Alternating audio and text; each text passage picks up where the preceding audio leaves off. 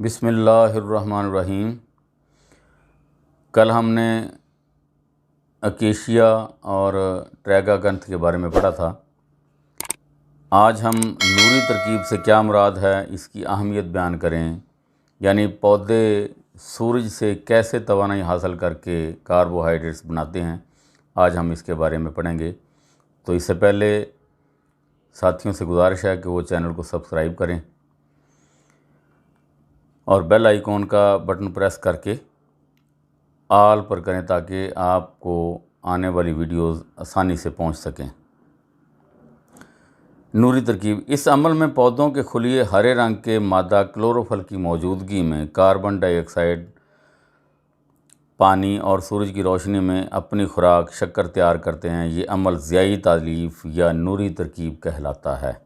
مثلاً پودوں میں جو سبز نظر آتا ہے وہ کلوروفل کی وجہ سے ہی سبز پودے نظر آتے ہیں۔ جن پودوں میں کلوروفل نہیں ہوتا ان کا رنگ سبز نہیں ہو سکتا۔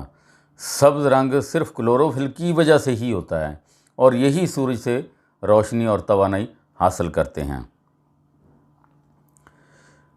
کیونکہ اس کے لیے سورج کی روشنی ضروری ہے، اس عمل میں پانی زمین سے حاصل کیا جاتا ہے، کاربن ڈائی آکسائڈ ہوا سے حاصل کی جاتی ہے، توانائی سورج کی روشنی سے حاصل کی جاتی ہے۔ پتے اس عمل کے لیے بنیادی فیکٹری ہیں۔ نوری ترکیب کا عمل ایک پیچیدہ عمل ہے جس میں کافی کیمیائی عمل اور اس کے دوران درمیانی اشیاء حاصل ہوتی ہیں۔ اس کے دو مراحل ہیں۔ پہلا مرحلہ نوری مرحلہ، اس عمل میں سبز مادہ کلوروفل توانائی جذب کرتا ہے اور پانی اپنے اجزاء یعنی ہائیڈروجن اور آکسیجن میں الگ ہو جاتا ہے۔ ترکیبی مرحلہ نمبر 2، اس عمل میں کاربن ڈائی آکسائڈ سے گلیسرک ایسڈ بنتا ہے۔ یہ شکریات کا بنیادی ڈھانچہ ہے۔ پانی سے حاصل شدہ ہائیڈروجن گلیسرک ایسڈ سے مل کر شکر بناتی ہے۔ اہمیت اس کی یہ ہے کہ پودوں میں نوری ترکیب کے نتیجے میں پیدا ہونے والی شکر نہایت اہمیت کی حامل ہے۔ یہ سبز پودوں میں نشاستہ، چکنائی، پروٹین اور مختلف پیچیدہ مرکبات کی تیاری میں استعمال ہوتی ہے۔ یہ پودوں کی توانائی کا ذریعہ ہیں۔ تمام غذائی مادے اور نباتاتی مصنوعات جیسے مغز، پھل، شکر، تیل، ادویات اسی سادہ نوری ترکیب کے عمل کے مرہون منت ہیں۔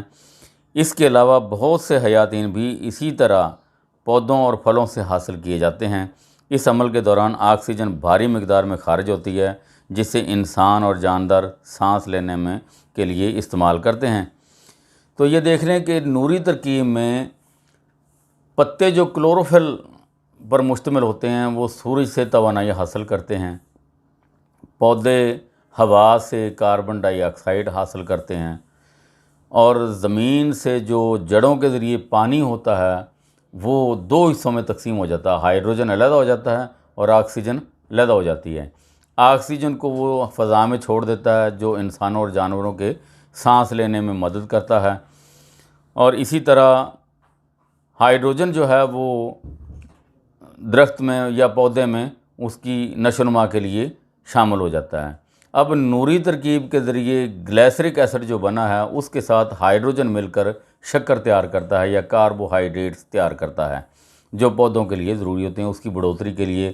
اسی کی وجہ سے مختلف قسم کے پھل، مغز یا پھول وغیرہ پیدا ہوتے ہیں پودوں میں، تو اسی وجہ سے ہوتے ہیں۔ یہ نوری ترکیب کا عمل اللہ تعالیٰ کی طرف سے قدرت نے ہمیں دیا ہے، جو پودوں میں شامل ہوتا ہے پھر وہ ہماری غذا کا حصہ بنتے ہیں۔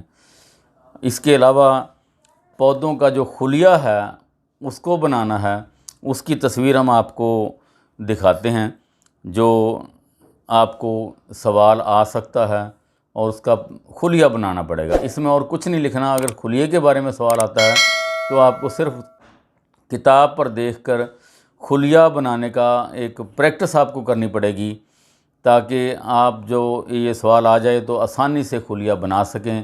اس کے سارے پہلو لکھیں، اس کے نام لکھیں اور جو جو اس میں شامل ہے وہ آپ کو لکھنا پڑے گا۔ ابھی ہم آپ کو یہ خلیے کے بارے میں بتاتے ہیں۔